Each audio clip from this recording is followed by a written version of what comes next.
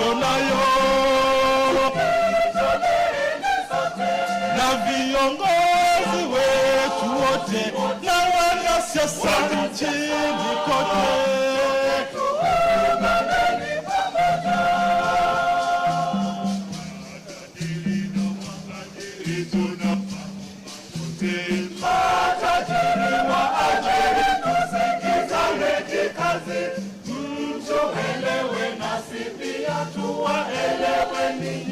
Ili shida zetu tuweze kutatua pamoja.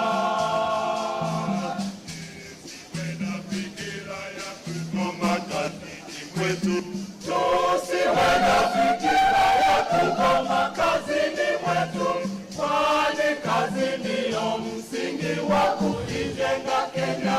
Tutambue ya kwamba Kenya ni kubwa kuliko.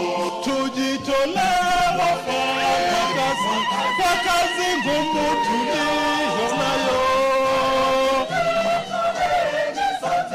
na viongozi wetu wote na wanasiasa nchini kote. Tujitolee wafanya kazi kwa kazi ngumu tuliyo nayo,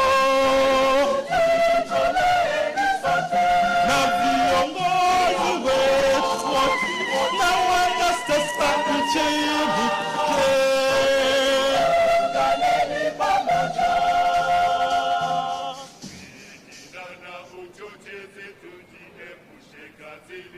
Fitina na uchochezi tuviondoe kazini, uko usitumike kupandishwa madaraka, ukabila usitutenganishe wafanya kazi. Kenya nchi yangu ninaipenda kwa moyo wote, Kenya ni nchi ninayothamini kwa moyo wangu. Upendo, amani, utulivu uweze enea. Baba Mungu twaomba ubariki nchi ya Kenya. Tujitolee wafanya kazi kwa kazi ngumu tuliyo nayo, na viongozi wetu wote na wanasiasa nchini kote. Tujitolee wafanya kazi kwa kazi ngumu tuliyo nayo, na viongozi wetu wote na wanasiasa nchini kote. Tujitolee wafanya kazi kwa kazi ngumu tuliyo nayo, na viongozi wetu wote na wanasiasa nchini kote.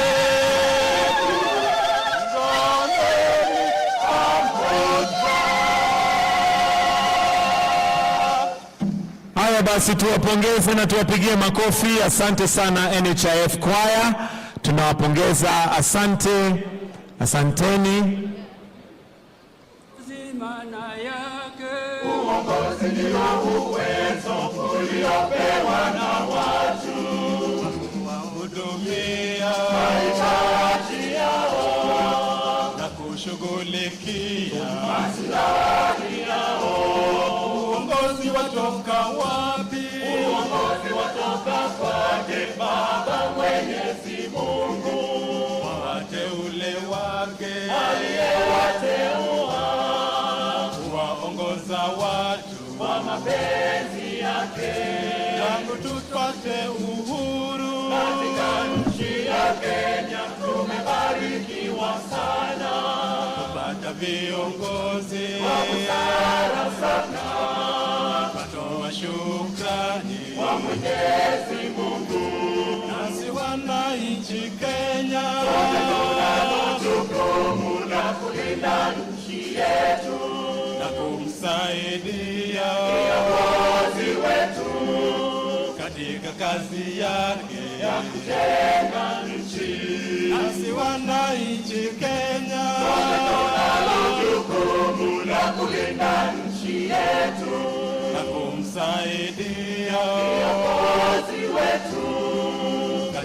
kazi yake ya kujenga nchi. Kenya ni imara, sote tunajivunia. Kenya ni imara, sote tunajivunia.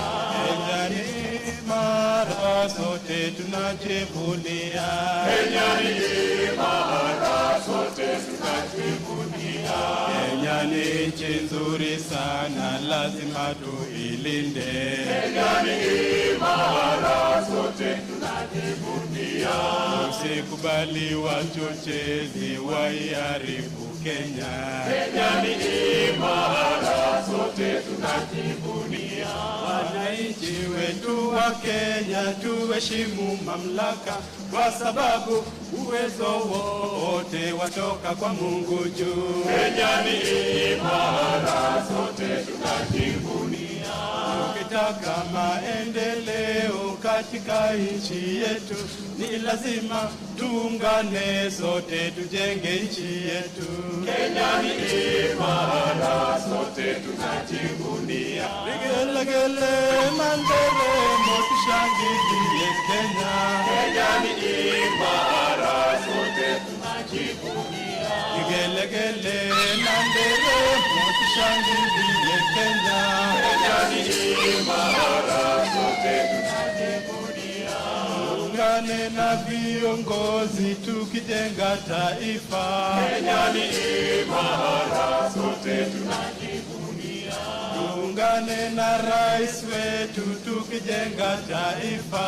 Kenya ni imara, sote tunajivunia. Vigelegele na nderemo tushangilie Kenya. Kenya ni imara, sote tunajivunia. Vigelegele na nderemo tushangilie Kenya. Kenya ni imara, sote tunajivunia. Uongozi maana yake uwezo uliopewa na watu wahudumike mahitaji yao, kushughulikia mahitaji yao. Uongozi watoka wapi? Uongozi watoka kwake Baba Mwenyezi Mungu, kwa wateule wake aliyewateua kuwaongoza watu kwa mapenzi yake. Basi tuwapongeze, asante sana NHIF Choir, tuwapigie makofi wakienda kuondoka. Asanteni sana sana sana. Sasa, Your Excellency, with your permission, I would like to now call upon the Deputy Secretary General, Organization of Trade Unions, Brother Benson Okwaro, to make his welcoming remarks. Benson Okwaro, karibu.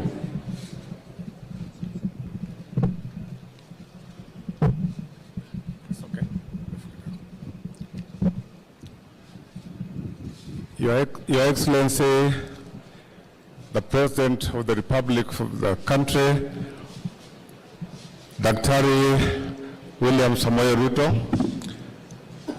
Your Excellency, the Deputy President of this country, Mheshimiwa Rigathi Gachagua, wageni wote ambao wamekaribishwa, Bwana Gavana wa Nairobi ndugu Sakaja, Cabinet Secretaries wote ambao wamekuja kwa sherehe zetu za leo, Principal Secretaries wote, members wote sa diplomatic corps, na wageni wote ambao tumekaribishwa, tunarudisha asante sana kwa kuja kwenu. Pole nimesahau Mheshimiwa ndugu Wycliffe Mudavadi, karibu sana kwa na sisi. Tunaona Cabinet Secretaries wote, tunaona Mheshimiwa Duale, tunaona Mheshimiwa ndugu Mutua, na wote ambao labda sijawaona. Nachukua nafasi kukaribisha nyinyi pia na wajumbe ambao wanawakilisha sehemu zingine katika nchi hii. Wandugu zetu wote, board members wa COTU, ambao wako na sisi hapa, wageni wote walioalikwa, mmekuja kwa wengi na nimewakaribisha nyinyi. Mimi sitakuwa na hotuba ya kusema kwa siku ya leo kwa ajili nafasi hapana iko mzuri, na naona hali ya anga pia sio mzuri, so nitataka kuchukua hii nafasi tukaribisha gavana wetu wa Nairobi ndugu Sakaja ili aje azungumuze, na baadaye aite Sister Jacqueline Mugo ambao tunafanya kazi karibu na yeye sana, na amekuja hapa ili atubie wafanyikazi wa katika nchi. Karibu bwana Sakaja.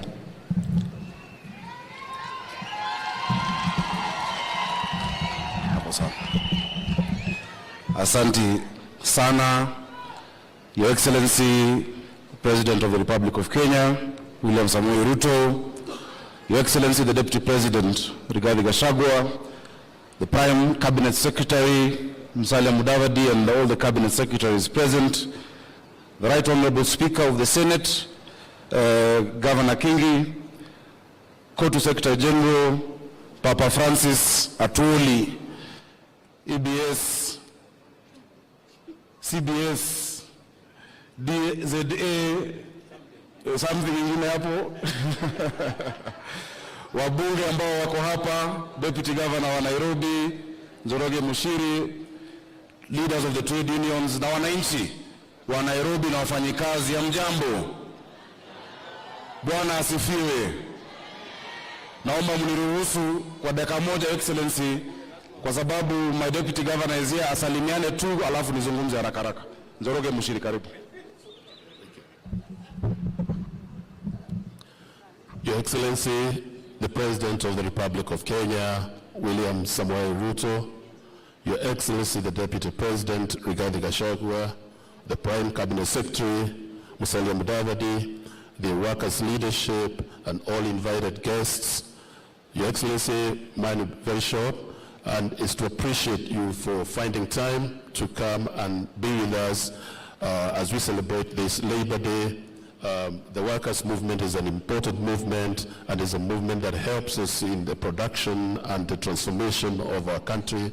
So as you lead us in the bottom-up economic transformation model, this is a key plank in what we wish to deliver. We are happy that you associate with us. I'd also like to appreciate the workers, all the workers, and in particular the workers of Nairobi City County, because they work under very difficult conditions, and every day they do their best to deliver for us in the city, the capital city, and for that we thank you. Asanteni sana. Thank you.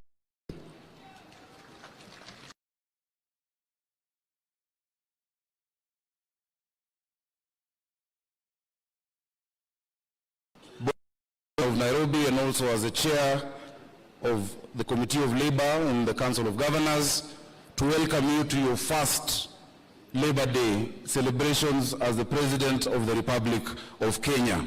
Karibu sana, Your Excellency. Your Excellency, ni siku muhimu sana. This is a historic day. Many don't know when Labor Day started. It started in 1886 when we had agitation for the 8-hour workday in Chicago as well as Australia, and created a worldwide movement of laborers. And it's a day that we hold to remember the sacrifices of our workers, the sacrifices that they make every day. I want to particularly honor the sacrifices made by the workers of Nairobi County Government, who toil every day to make sure we have a city of honor, a city of order, a city of dignity, kila siku. And Your Excellency, I'm glad to report that we have honored their work by making sure that they are paid on time, that they get their allowances on time. In the last 8 months, Your Excellency, Nairobi County, every 27th of the month, simu inalia, watu wamepata pesa yao, and I want to thank you because that part of that is because of your support. But beyond that, it is because they as workers have been able to increase our collections. I am happy to report that this year, if you compare January to March 2023, compared to January to March 2022, we have exceeded revenue collection by 673 million shillings, courtesy of the workers of Nairobi. And in the month of April alone, we've collected 800 million, the highest April ever since devolution started. That is courtesy of the workers of Nairobi. Tuwapigie makofi. Your Excellency, yesterday we missed you. Traditionally, every last Sunday of April, there is a service that is held at St. Stephen's, SEK, to pray for the workers. That service is held in a very historic church, and yesterday I took the members through a bit of that history. That church started in what today is Parliament buildings, where the National Assembly sits. But because the colonial government then wanted to build Parliament, the church was moved to Eastlands and became a cathedral that only the Africans could use because there was real apartheid and segregation. And that was in 1902 when they were moved. But that church, together with the labor movement, have been an integral part of the journey of independence in Kenya, because in the 50s, when the colonialists segregated and divided Kenyans along tribal lines, when the Kikuyus and people from Mount Kenya were moved out of Kaloleni and Makongeni into Bahati, Tom Mboya, a young man in his 20s, a Kanjo worker, decided to agitate. The colonialists murdered Mbotela, a councillor called Tom Mbotela, in what is now Bama Market, 24th of November 1952, just after the state of emergency, to try and bring tribal tensions. It didn't work. The next year, they murdered Ofafa, which is where we get the estate of Ofafa Jericho. Because when they murdered him, they came 2 hours later, they burnt down Bama Market. The people stayed calm. The next year, they murdered Ofafa at the same place. The people stayed calm, because they were trying to create a tribal rift by saying these people, Luo councillors, Mbotela and Ofafa, were murdered by Mau Mau. 2 men, Jaramogi Oginga Odinga and Tom Mboya, went round Kaloleni Social Hall, Mudhurwa Social Hall, in Makongeni, telling the people from the community to calm down and not to protest and not to cause chaos. Today, Your Excellency, we need Jaramogi Oginga Odinga, we need Tom Mboya to go around again Nairobi, telling the people to calm down, to stay peaceful, not to be divided along tribal lines, and not to enter into any violent action. We need that today just as we needed it back in that day in 1952. Tom Mboya, a great labor leader, if he was to wake up today, I'm sure he will be proud of the labor movement. He will be proud of Francis Atwoli because of the work you have done. And I want to thank you, my own dad, for what you have been to us. Hata kama last year ulikuwa umeenda njia ingine tofauti na sisi, najua uliambia wafanyikazi wanipigie kura. Na nashukuru wafanyikazi kwa sababu mlinipigia kura, but sasa muona Papa Francis Atwoli amerudi, ako kwa line na ana support rais wetu William Samoei Ruto. Thank you very much. Your Excellency, very quickly, I know many people who've come here today have experienced the challenge of drainage that we're facing in Nairobi today. A lot of our roads are flooded, a lot of our highways are flooded because of a number of things. Number one, a lot of illegal dumping has been going on in the city. Number two, Your Excellency, I know some of the works are going on. We have started with Kenha and Kura. We've gotten a contractor on Uhuru Highway and Wayaki Way to finish the work, because when they did the expressway, ni kama walifikiria watu wa juu peke yao, watu wa chini wakasaulika. So our teams are going down the county, sorting out that challenge of drainage, but we have agreed with the Director General of NEMA. Nairobi is the environment capital of the world. We host UNEP. Paper bags that are plastic and bottles had been banned, but they have come back. In a week, we are going to go into another operation to make sure that plastic paper bags that have been banned, because they are the ones clogging our drainage, are no longer in our markets, are no longer in our supermarkets, because we must keep our city clean. I want to thank you because we've been able now, and towards the end of this week, tunaandika vijana 3,500 ambao watakuja kusaidia kufagia Nairobi na kusafisha. Wale wafanyikazi ambao walikuwa wanafanya hiyo kazi tukiwa watoto ndio bado wanafanya leo. Wamekuwa wachache na wamezeeka. So wiki hii ikienda kuisha, vijana 3,500 na kina mama wataandikwa kazi Nairobi hii, watusaidie na kazi hiyo. Jambo lingine, kwa sababu leo ni siku ya wafanyikazi, na nakushukuru kwa sababu najua kwa taifa lote unafanya.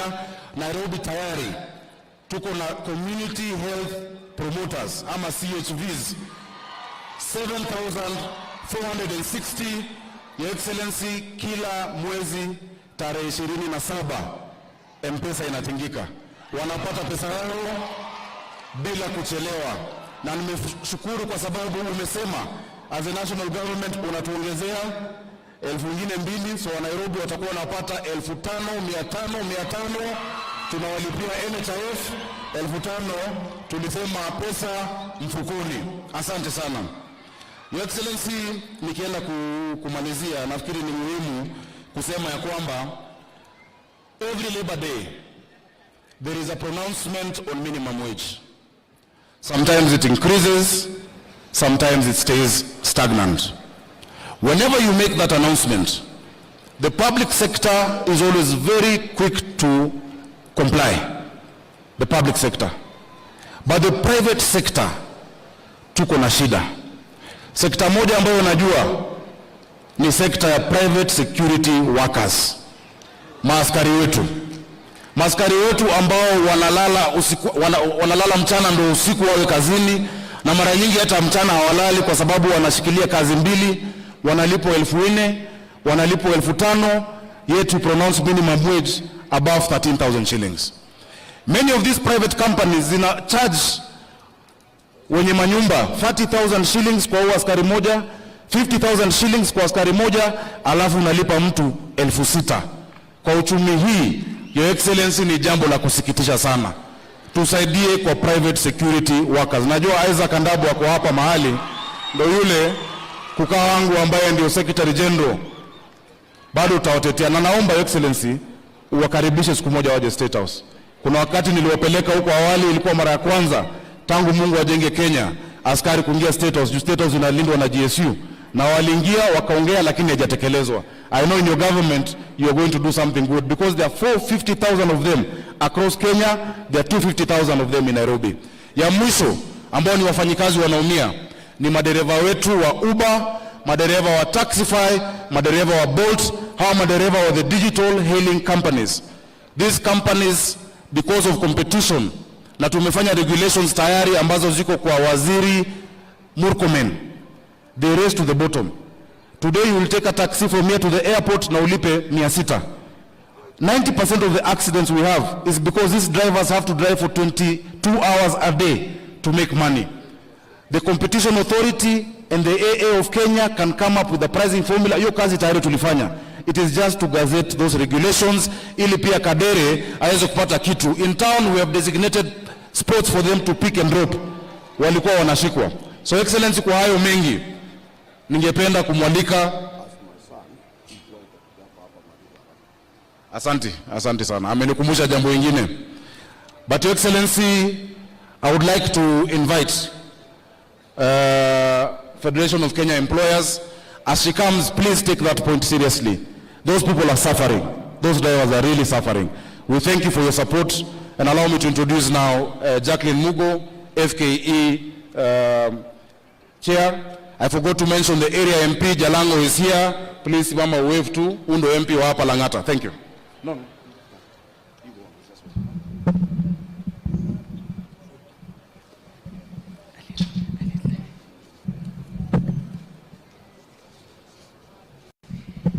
Your Excellency, Dr. William Ruto, the President and Commander-in-Chief of the Defense Forces of the Republic of Kenya, Your Excellency, Honorable Rigathi Gachagua, the Deputy President, Honorable Musalia Mudavadi, the Prime Cabinet Secretary,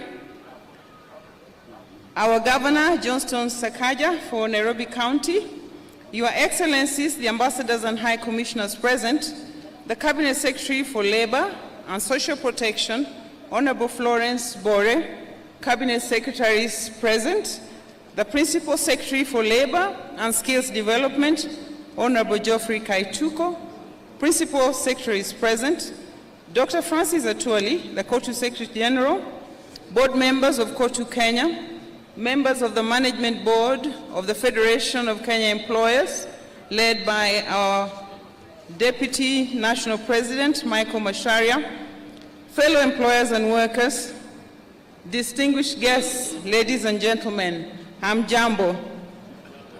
Hamjambo tena.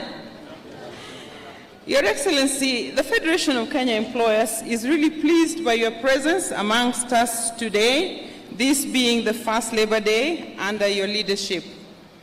And we gather here to celebrate the hard work that employers and workers continue to do to contribute to the growth and development of our beloved nation.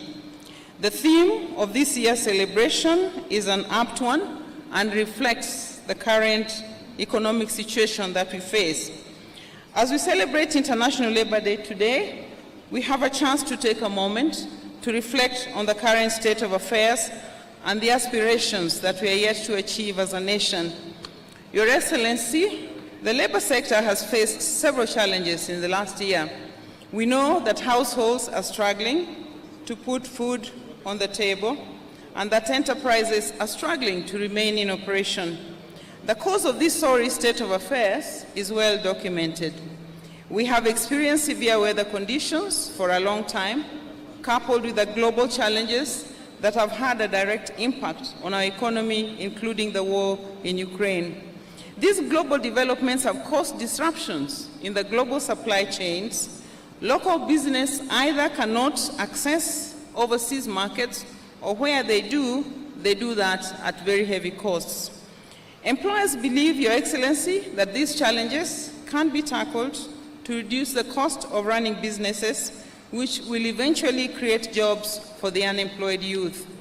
Because I've been asked to be brief, I just want to highlight 3 priority issues that employers plead with your government to address. One is job creation and productivity. Kenya continues to witness a shrink in the formal wage employment opportunities, as only 333,502 jobs were created in Q4 of last year. This is a decline from the 444,046 jobs which were created in Q3 of the same year. And these are statistics from the Kenya National Bureau of Statistics. Many businesses, especially the MSMEs, cannot afford the costs associated with operating in the formal employment sector. And this has led to the growth in the number of unemployed Kenyans, as many employers struggle to manage their costs. Your Excellency, the structure of our economy, as we all know, is such that only 15% of wage employment is in the formal sector. 84% is in the informal economy. These numbers continue to rise as many youth, in fact, opt not to look for jobs after they fail to do that on several attempts. Sorry, I was hurting your ears. Your Excellency, our request is that your agenda of jobs be at the core of government policy. We believe that any policy that is detrimental to both jobs in the short term and in the long term, no matter how well-intentioned, should be avoided. In the area of productivity, I just want to highlight that actually our labor productivity is quite low, and we look forward to working with the government to be able to enhance the productivity of our enterprises.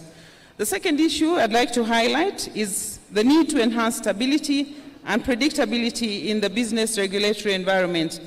I would like to emphasize the importance of stability in the regulatory environment for businesses to thrive. We do encourage the government to work with employers to provide a friendly and predictable business environment which will help business to recover and also perform well and expand for jobs. We therefore ask that before any changes are made, new changes, enough lead time, we are proposing 1 year, be given to businesses to be able to plan, to adjust their budgets and restructure their financial flows to meet these new costs. Your Excellency, the third area is on wages. Minimum wages in this country are very well regulated by the laws that we have, the wage guidelines and the relevant laws, which state that they should be reviewed not more frequently than once every 2 years. And we are aware that last year there was a 12% increase on the minimum wage. I know that my brother Francis will be asking for an increase in the statutory minimum wage because this is actually in his DNA and it is the role that unions play. But we request that, looking at the current state of the economy, we allow businesses to stabilize, and that we facilitate the wages councils and the National Labour Board to meet to discuss, so that we can advise the government on what can be done for next year. We do appreciate the difficulties that Kenyans are going through, but we believe that if you stabilize businesses, then all of us will gain at the end of the day. Your Excellency, as I close, I want to emphasize that employers are open to engagement with your government through social dialogue to find win-win solutions for some of the issues that have been pending for a long time. We believe that if we work on these policy areas, then as a nation, we'll be able to move forward together. Let me close by appreciating your leadership and appeal also for peace in our nation at this time. I want also to appreciate the role that COTU plays and also the leadership of the Ministry of Labor. As the famous proverb says, "He who labors diligently need never despair, for all things are accomplished by diligence and perseverance." Your Excellency, we want to assure your government of the employer support and commitment to working closely with your government to address some of the astounding issues that we have, so that we can all move towards the attainment of the aspirations contained in the bottom-up transformation plan.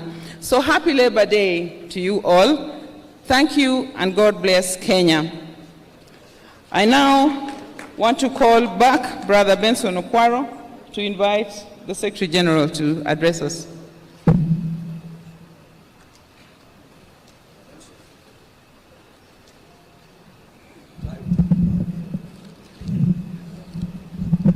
Thank you so much, Your Excellency. Now I have this opportunity to invite Dr. Francis Atwoli, who is the Secretary General of the Kenyan Workers, so that he could deliver his remarks and pass the greetings for Kenyan workers. Welcome, Dr.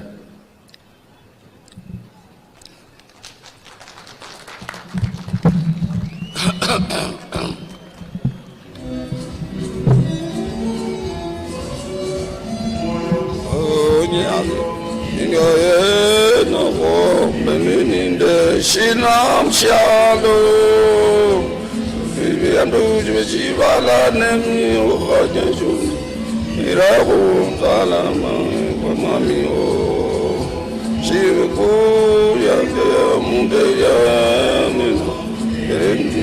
Shinam Shalom, Viviandu Jivala Nemi, Irabu Salama. Shiriana, Shiringa, Windira, Ingo, Fue, Onshi, Shapa. Emiandu, Josi, Nemiruka, Jeshan, Berekum, Salama, Kwaesu. Shiriana, Shiringa, Windira, Ingo, Fue, Shina, Shaman, Skalira. Katemiandu Josi Nemiruka Jesha Mirekum Salava Kwaeso. Thank you very much. Your Excellency, that small hit inasema, hiyo ni wimbo moja sana ilikuwa inapendwa na mama yangu, na ninajua wengi sana wale waliokuwa wanasikia hiyo wimbo. Wako pale watu waliokuwa wanasikia hiyo wimbo, wabebe mikono juu. Mungu awabariki. Hii inamaanisha hiyo wimbo ya kwamba hata uwe na nini, uwe na akili ya aina gani, na uwe na pesa za aina gani duniani, hasitaweza kama wewe sio mtu mcha Mungu kukupeleka mbinguni ama kukufaidi. Kwa hivyo ni nini itakayokuzuia kuingia mbinguni kama unamjua Mungu? Na ndio wewe President ulitufanya hivyo. Kwa ajili wewe ni mcha Mungu, ulitukanyaga mimi nikiwa mmoja wao ma senior campaigners wakati huo. Si namna hivyo? Haya, wacha kwanza nitambue heshimiwa, alafu hiyo tutachapa baadaye. Your Excellency the President of the Republic of Kenya and Commander-in-Chief of the Defense Forces, Daktari William Samoei Ruto, Your Excellency the Deputy President Honorable Rigathi Gachagua, Your Excellency the Chief Cabinet Secretary or Prime Minister Honorable Dr. Musalia Mudavadi, Wycliffe. I want also to recognize the Speaker of the Senator, Honorable Amason Kingi, accompanied by one cabinet secretary from my home area, my second home area of Kilifi, Sister Aisha Jumwa, the cabinet secretary of Labor Social Protection, Sister Florence Bore, all cabinet secretaries who accompanied His Excellency the President and who are here, including Honorable Waziri wetu wa Foreign Affairs, the Principal Secretary Minister of Labor and Social Protection, Geoffrey Kaituko, other Principal Secretaries present, the Executive Director of the Federation of Kenya Employers, Sister Jacqueline Mugo, the Chairman Labor Committee who is here in Parliament, Brother Muchangi Karemba, waheshimiwa wabunge wote ambao wako hapa na sisi, the chairman, the ambassadors and high commissioners present, ILO Regional Director for East Africa, Brother Wellington Chibebe, and also I want to recognize Ms. Zainabu Hawa, Director General of UN Office in Nairobi, and Dr. Stephen Jackron of United Nations Resident Coordinator, based here in Nairobi. I want also to take this opportunity to recognize the Chairman of the National Social Security Fund, NSSF, Anthony Munyiri, the Acting Managing Trustee, National Social Security Fund, Brother David Mwangangi, Chairman, National Health Insurance Fund, Michael Kamau, Engineer, the Acting Chief Executive Officer, National Health Insurance Fund, Brother Samson Kuhora. I want also to recognize the Chairman of National Industrial Training Authority, Dr. Kamau Gashiki, Director General of the Industrial Training Authority, Dr. Stephen Ogenga, the entire COTU executive board members who are here with me, without also leaving my own wife, Madam, or my wife, Mary Atuoli, who is with me here. Other dignitaries present, brothers and sisters. First of all, let me start by Your Excellency taking this important opportunity to very highly thank you for honoring our invitation and accepting to be the chief guest during the 58th Labor Day celebrations, whose theme is Kenyan Workers for Economic Growth, Political Stability, and Job Creation. This is the year's theme, Your Excellency. It reminds us that without political stability in our country, we cannot be able to grow our economy and hence create employment for our young men and women. Your Excellency, this is a very special Labor Day for you, considering it is first Labor Day celebration with you as our President. We at COTU Kenya, Your Excellency, we remain greatly indebted to you for being receptive and honoring us, bearing in mind that we had opposition during your election, but nevertheless, Here you are with us. We therefore accept and remind ourselves that we do indeed owe you more than what you owe to us. We also want to take this opportunity to highly thank you for having given us the first opportunity to meet all labor leaders while you are still reorganizing your office, and that was not, we can't take it as workers just for granted, that because you love workers, you accepted our delegation to be with you on 14th of February 2023 at State House, Nairobi. And you moved with speed to adopt and implement some of our proposals, including proposing ratification of the ILO Convention 190 on harassment and violence at work. We are very grateful for that, Your Excellency. A little bit of our history, and I want also to echo the sentiments that were expressed by our Governor Johnston Sakaja.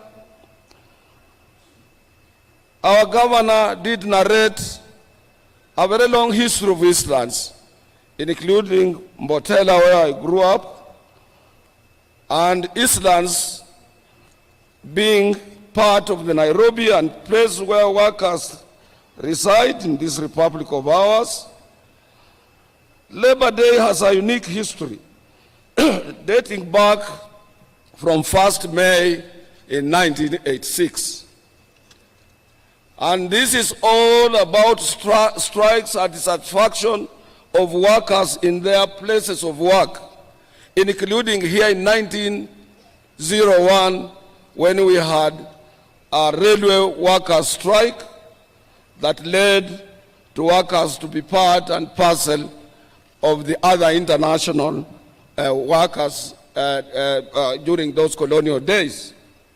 And we want also to take this opportunity to thank our founding father, Mzee Jomo Kenyatta, who declared this day, Labor Day, in 1963, immediately after our independence, to be part, Kenya to be part and parcel of the international community in recognizing and also celebrating this wonderful day.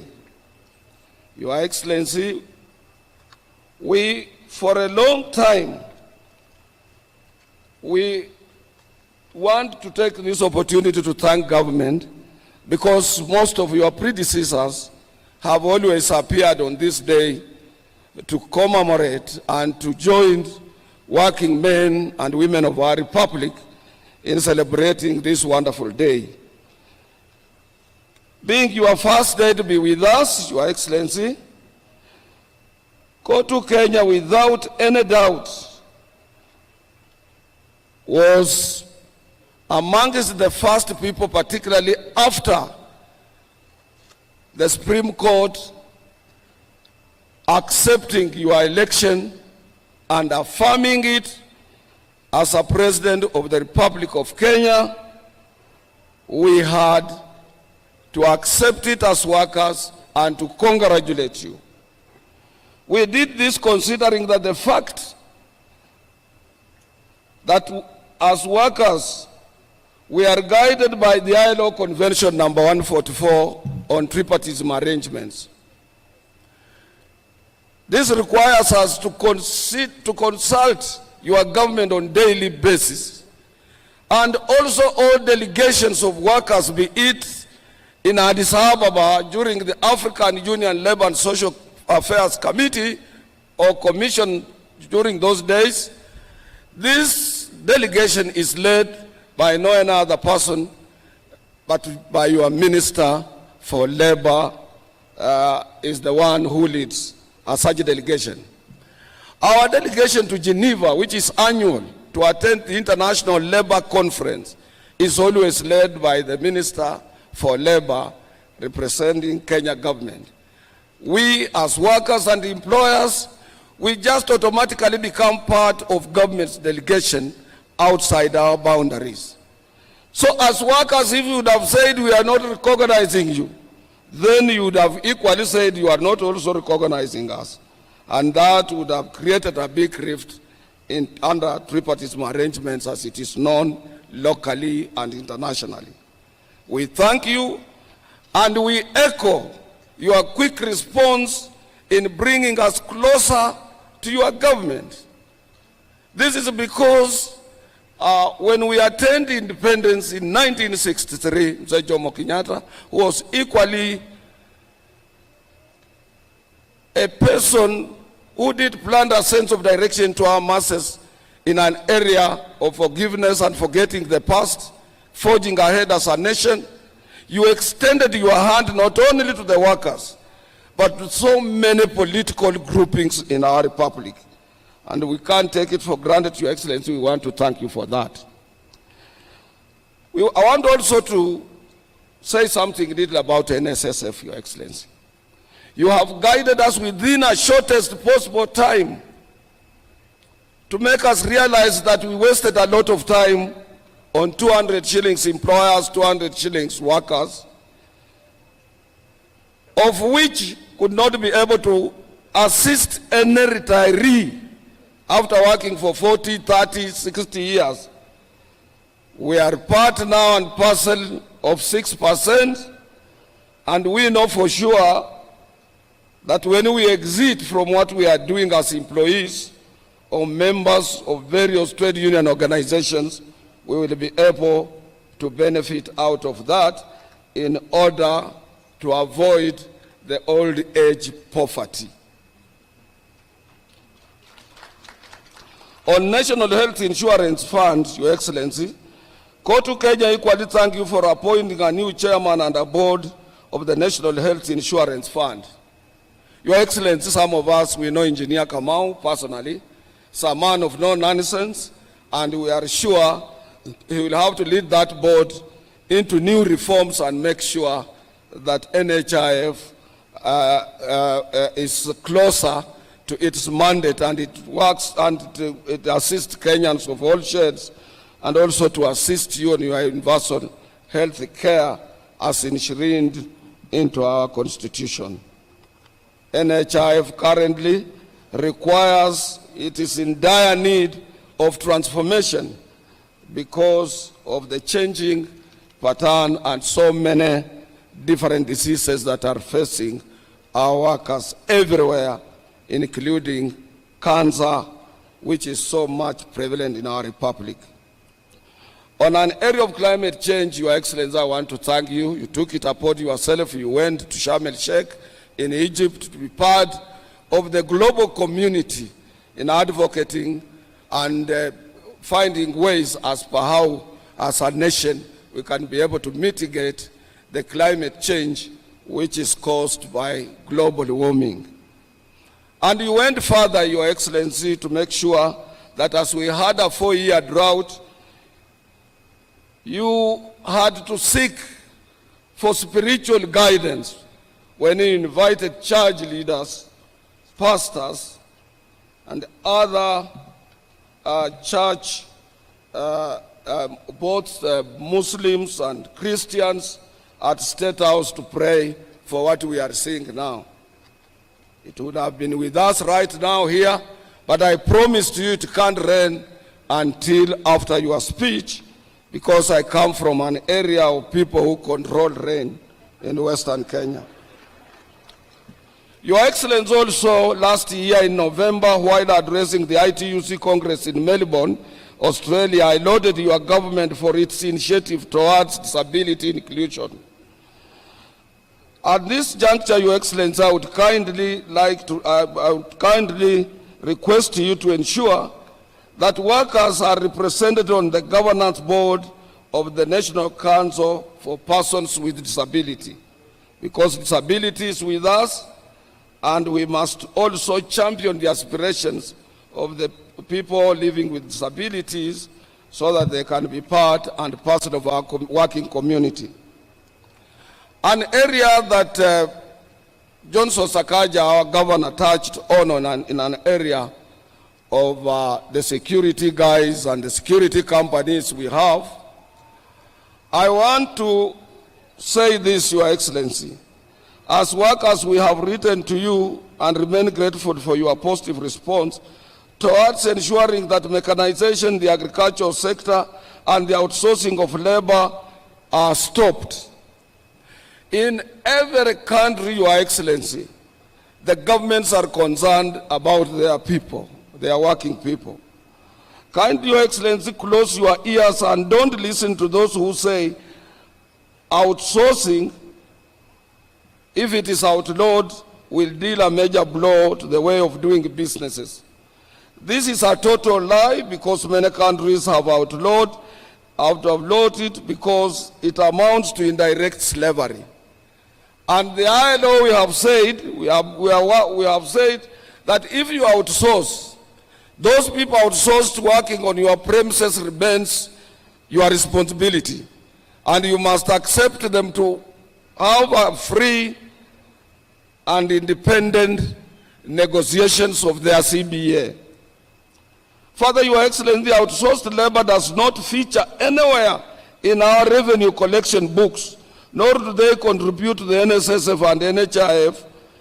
Let your government take action, because most of these outsourced people are paid in cash. A good example, Your Excellency, is the private security sector, of which Governor Sakaja has just mentioned, where more than 1.2 million Kenyans are employed, yet most of them are paid in cash. There is another animal which has lived with us, Your Excellency, and this one you must also close your eyes and deal with it. This animal called SRC. SRC, when it was put in place, it was meant to advise particularly the public sector area of employment, state officers and those other people. But what it has done, Your Excellency, and this negates the principles of the International Labour Organization, ILO Convention number 87 and number 98, that they want to negotiate, they want to decide on CBAs. CBAs are freely negotiated between workers and employers on free, you see, on give and take basis. There should be no any barrier in between. And the former Attorney General Githu Muigai wrote to us assuring us that SRC, their role is advisory. It's not to enter into negotiations to bar the freely negotiated CBAs and so on. And we don't want to mention this. We love this country. Otherwise, we can take this matter to the ILO. But because we are part and parcel of this country, Your Excellency, and we know how you move. You are a swift worker. You move very fast.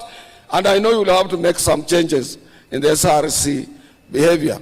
Even you, they want to consider what our head of state is supposed to get when they are not outside there talking to people. And we cannot allow that. Privatization of state corporations, Your Excellency, I want to thank you very much. We have parastatals that are connected closer to our hearts, that they cannot just be privatized like that. And I want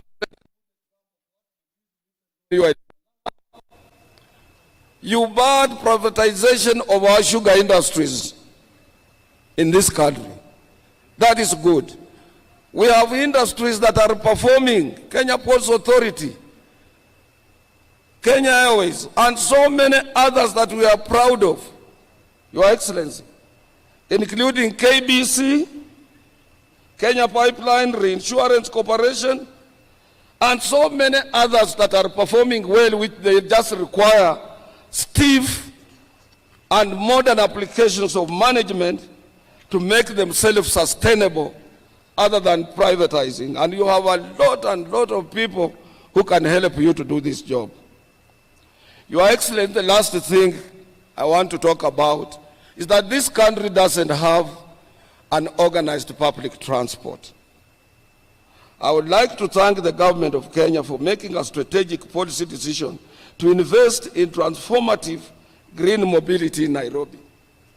This came following your recent visit to the European Commission that saw the European Union and your government sign a declaration of intention to finance an electric bus line in Nairobi,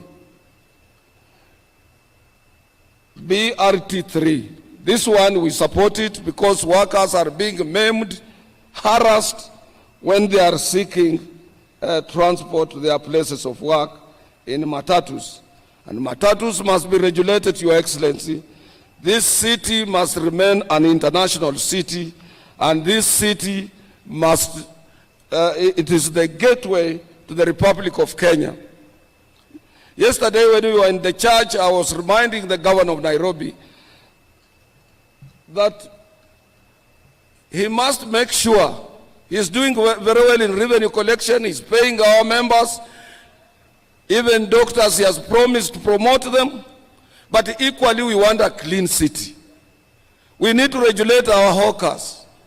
We can organize a market somewhere 100 kilometers, 60 or 30 kilometers outside Nairobi, and we put there an electric train to be transporting people to go to where hawkers are instead of them being everywhere in town. So the public transport is a very important thing, Your Excellency, and we want to support you on that, in that particular area. Lastly, before I sit down, Your Excellency, I would like to call upon your government to ensure about political stability in the country so that we salvage our economy from any reunions and equally attract foreign direct and indirect investments that will see the formalization of jobs. In Kenya, out of 17 million workers employed, more than 10 million workers are in informal sector. And these workers in informal sector, if they don't access their places of work, they don't have any pay at all. And they are part of us. In 2018, 2008, 2009, when we had global economic crisis, Africa was not hit so hard because of huge investment in our informal sector. And we must protect them. To protect them, Your Excellency, go beyond where you are. Make sure you reach out to any of your political enemy to make sure that this country remains stable, Nairobi remains stable. We avoid this issue of Maandamano. I'm not competent to advise you. I'm not competent to advise Raila Odinga, who is my brother-in-law. He started politics at the age of 14. Whom am I to advise him? Your Excellency, when you were fighting to become the 5th president of this republic, we in Azimio, we were calling Raila the 5th. Little did we know what sort of guns you had. Yenye mnajua vizuri, sina mna hivyo. So mnajua mimi nilikuwa mtu wa Azimio. Na nataka kuambia ukweli, na nikisema ukweli watu wanasema wewe atueli anasema nini. Mimi haja yangu kubwa ni nchi hii. Saa hii ukienda Sudan, Khartoum, unapita kwa miwili ya watu wamekufa. Na hatutaki hiyo hapa. Mimi niko na ofisi Sudan. I'm the president of the largest trade union, trade federation of East Africa. Na ukienda huko watu wao kwa shida, hatutaki shida kama hiyo katika nchi hii. Sisi katika Azimio tulikuwa na president, tulikuwa na mawaziri wa internal kama wakina Matiang'i, kifua kubwa, nguvu kubwa, tulikuwa na pesa, tulikuwa na kila kitu. Kwanza tukakuweka nje, tukakulima kabisa.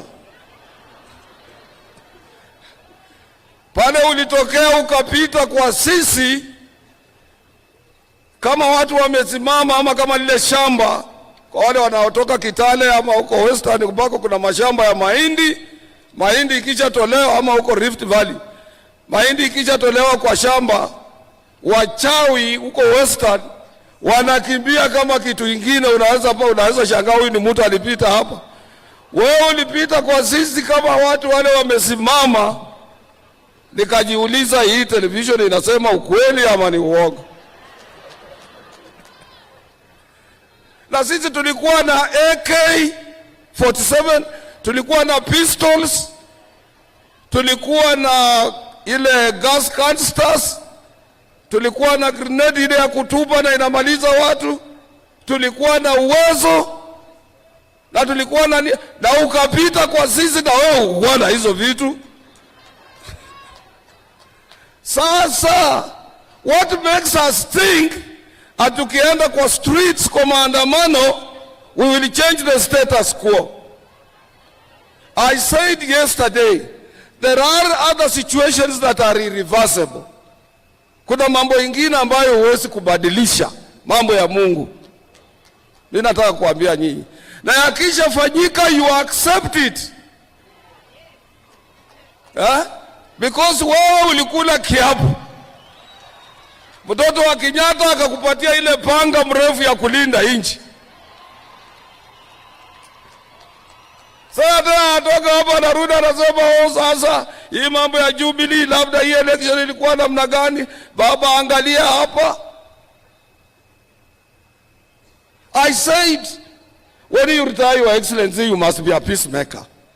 Huwezi kujishusha chini tena you become an activist. So mtoto wa Kenyatta anataka awe peacemaker. Na yeye alifungia watu, huwezi kuingia State House, watu yake ukuwapigia simu hawezi kuchukua. Sasa ukishashindwa, brothers and sisters, you accept it. I was with them. I know most of us, mimi Peter Kenneth, watu ambao tulikuwa huko, Maina Kamanda alituonya mapema. Vile mzee, siku moja umuite kukuja na chai. Alionya sisi akatuambia hii mtoto wa Kenyatta anapeleka jinji ndoya. Na mimi kawaida naogopa kushindwa. Nikasema hii kama tunaenda Noya sisi tutafanya nini? Nikajikonsoli mwenyewe nikasema hapana, lakini Mudavadi yuko huko. Kama kitaumana kwa ajili kwa Mudavadi sitaka appointment. Nitafika kwake usiku niseme maneno bwana. Vile unaona hivi maneno imekuja mbaya. Lakini sasa sisi kurudi nyuma kwanza kusema what is the end game of maandamano. I know for sure Raila Odinga did a lot for this country. Hakuna mtu ila ajui. He brought second liberation. He fought for the new constitution. He has done a lot of things since his youth. We recognize him as a Kenyan leader. I'm prepared. And the president is here, is prepared, pamoja na deputy wake na prime minister. Waangalie, hata kama ni ile kazi yake ilikuwa ya kuangalia mabarabara ya Afrika ama uchairman mwingine hapa. Tumtafutie mambo ya hapa ndani.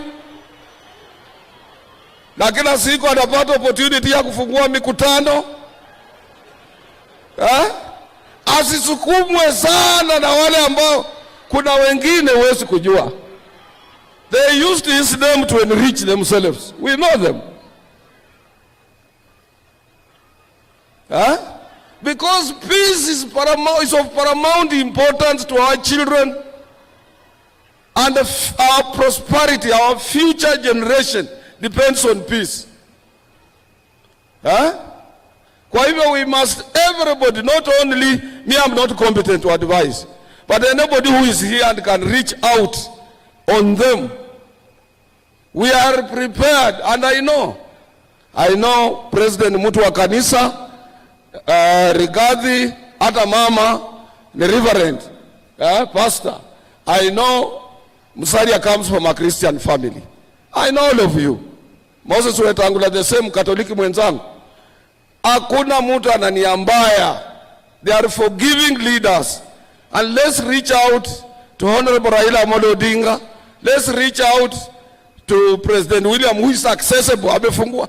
And mimi nilifanya kazi na mzee hayati Daniel Toroitich Moi. I had the opportunity to work with him. William Samoei Ruto is a replica of Moi on time. Time. Akikwambia saa 1:30, saa 1:30. Tumuulize atupatie saa 1:30, saa 2, saa 3. Hii maneno ya maandamano ikwe. Because confrontation between police. In Nairobi we have a very good police officer, Mr. Bungei. A very good, well-trained officer. We were Nairobi. I know him. Hatutaka awe kwa mstari ya mbele waseme yeye ndiye anatoa mabunduki kupiga watu, yeye anafanya nini. It's a clean man, I know his heart. We must reach out to leaders so that we reduce tension between police and the citizens of this country. Workers want to access their places of work peacefully. Mimi sasa ni mzee. Mimi sio kijana, hata kama mnaona Mary bibi yangu ni myangu. Mary kazi yake kwangu ni kuangalia socks nimevaa namna gani, shati yangu iko sawa sawa, saa ya kumeza dawa ikifika ni saa ngapi, yeye anaweka hiyo diary. Because tukiandika mtu mwingine tuseme ni personal assistant atatuibia. Nikitaka kwenda Ulaya na niambia ndege yako ni safulani, gate ile unapitia ni hii tikiti iko sasa, mzee hii boarding pass umebeba ni ya mwaka jana, hii ndio ya leo, hiyo ndio kazi ya Mary. Nataka kushukuru nyinyi na niwaambie ni lazima to support His Excellency the President for the purpose. You are at once end game, hakuna njia my friend. Juzi umeappoint mkubwa wa majeshi, uliappoint Inspector General, umeappoint cabinet. Mtu kukutoa ni shida, atakutana na bunduki mbali sana. So let's not dwell on impossibilities, things that cannot happen. Let's accept as you lose, as one day for us who have lost some of our loved ones. Unaweza kufikiria kama amelala ataamuka. Hataamuka. It is better to come on terms you have lost your loved one. And then you can't get into stress and depression and hence death. Ama kubadilisha jua kutoka mashariki kuendelea magharibi. It's not easy. Let's accept. Mimi ndio nilisema miti ikatwe. Miti ilikatwa Sugoi. Mimi nilikuwa kwa ndoto zangu tu.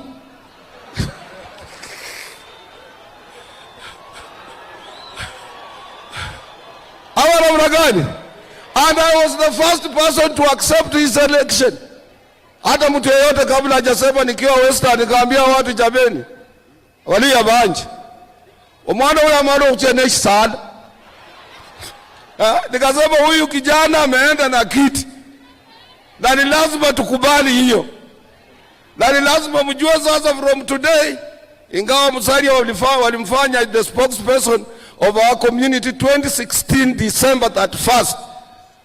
It has now been entrenched and we must accept that. Watu wakaniambia basi uambie Oparanya muende pole kidogo sasa.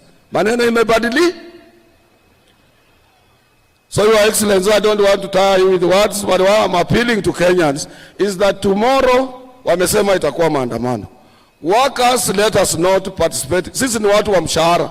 Ukikosa kufika kazini, unaweza futwa kazi, mambo yote inaweza kuwa mabaya. Hiyo huwezi kutetea mtu kwa ajili alikuwa kwa maandamano. There is nothing you can gain. We have a constituency to protect. Employers and workers, we must protect our constituencies. We must support His Excellency the President to support economic growth so that we can be able to grow economy and employ thousands and thousands of young men ambao wanatoka kwa shule. Lastly, Your Excellency,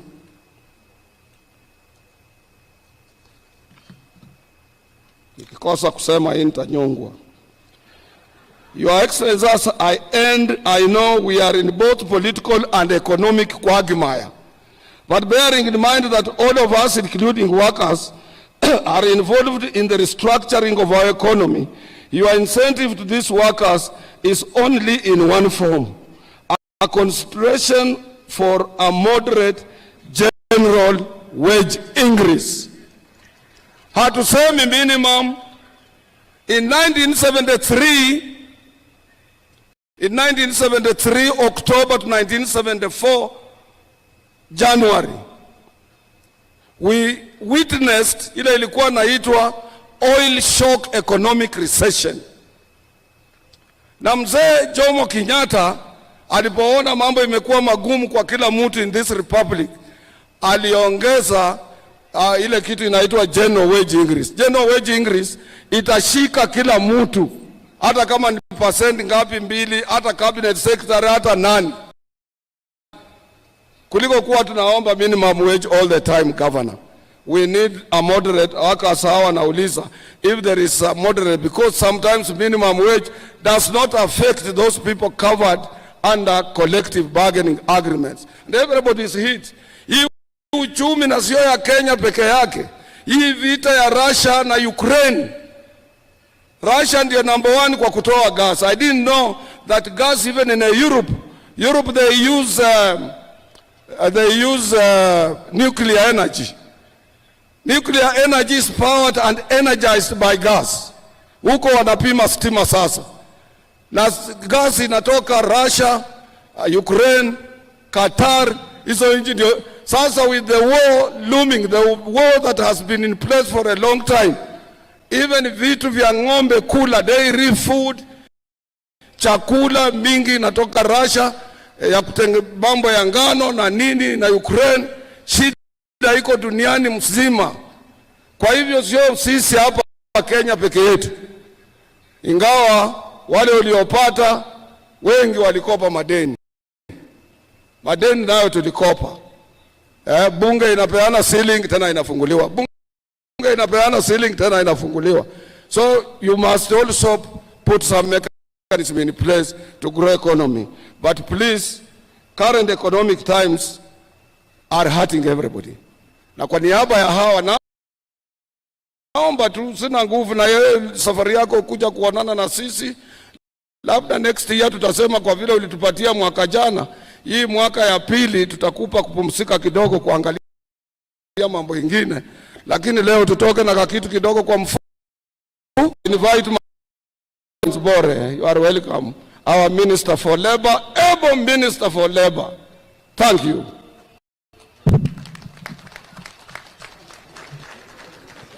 Thank you, Brother Otuoli.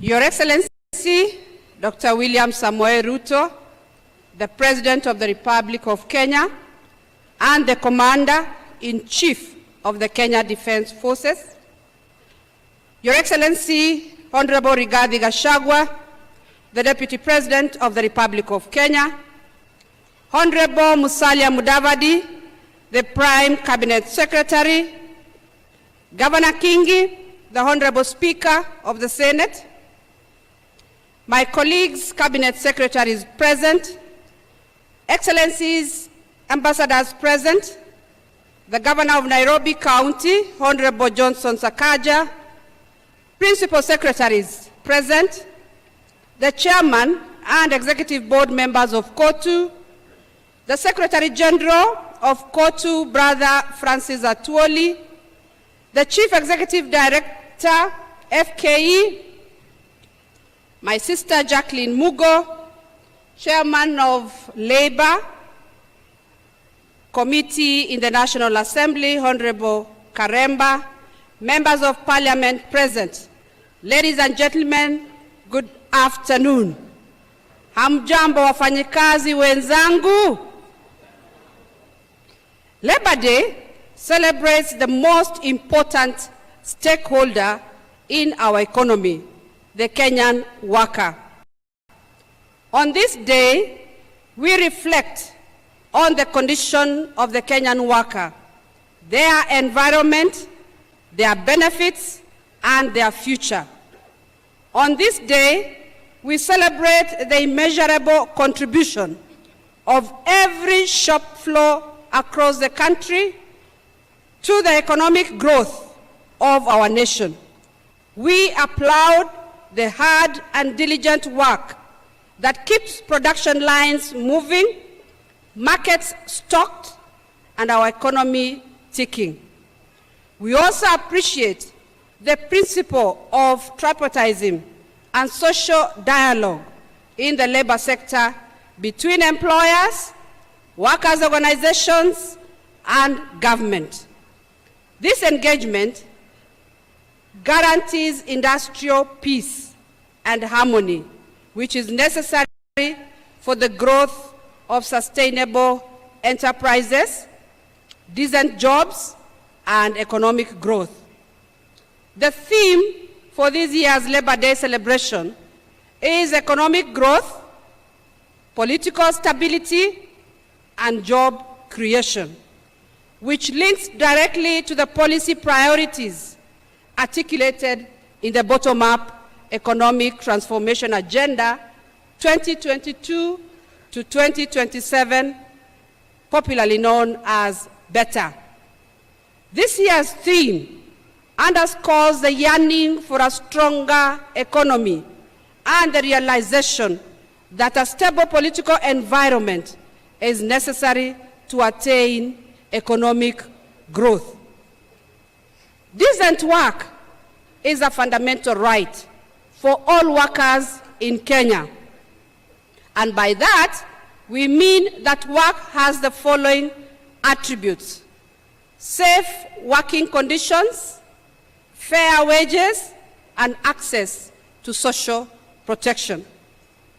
The International Labour Organization, ILO, the Central Organization of Trade Unions, Kenya, COTU, and the Federation of Kenya Employers, FKE, implemented the Third Generation Decent Work Country Program 2021 to 2024, which is anchored on human capital development, sustainable economic growth, social dialogue, and tripartism. Through our various technical departments and semi-autonomous agencies, we have aligned our activities and programs to help achieve decent work opportunities for all, and also ensured that the marginalized groups are empowered to participate meaningfully and productively in economic development.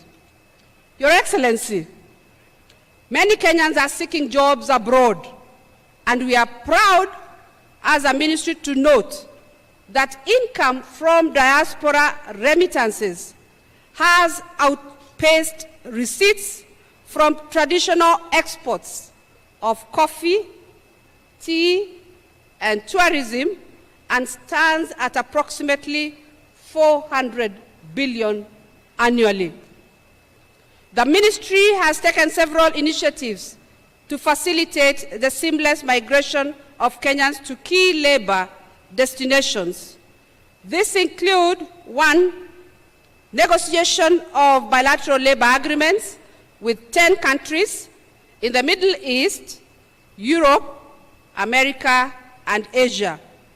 Number 2 is restructuring of the pre-departure training curricula to integrate additional modules reflecting the needs of major destination countries. 3 is tighter regulation of recruitment agencies and training institutions to ensure ethical recruitment practices and quality training, respectively. Number 4 is strengthening coordination mechanisms among ministries, departments, and agencies engaged in labor migration value chain. And finally, the review of laws and policies to align them with emerging labor migration priorities. Your Excellency, we have deployed the inspection mandate of the ministry to ensure workers' rights to decent wages, safe and healthy working environments are realized. We have recorded 9,600 labor and 15,000 safety and health workplace inspections from 1st April 2022 to 31st March 2023. Further, the Department of Labor successfully mediated 16,240 labor disputes from 1st of April 2022 to 31st March 2023, resulting into payments of 82,918,457 directly to the claimants. Despite this good work, the country continues to experience a spate of industrial action in a number of sectors, particularly in the public sector, and many economic disputes still continue to find their way into the labor courts. Your Excellency, over time we have noted that a significant percentage of the disputes relate to disagreements between workers and employers on the rate of compensation and remuneration that workers should receive for work done. Many employers, both in the public and the private sector, rely on insufficient tools and mechanisms for determining and compensating labor, which in most cases does not account for worker and farm productivity as one of the parameters for wage determination. To address this problem, the Ministry of Labor has developed a draft wages and remuneration policy for consideration and adoption. This policy champions a fair, equitable, and dynamic mechanism for determination and compensation of wages to all workers in the country that takes into account all necessary parameters, including productivity indices.